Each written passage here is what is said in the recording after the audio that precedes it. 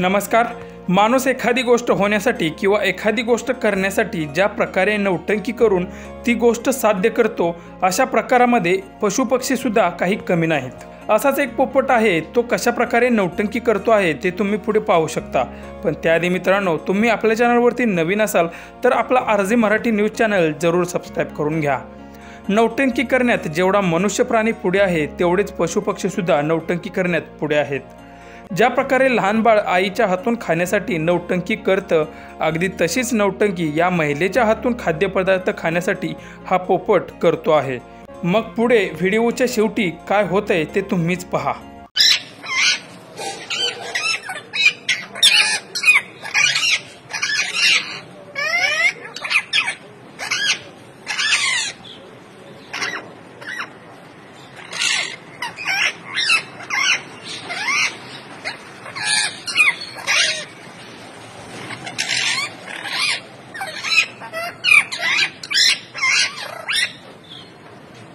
झालं का?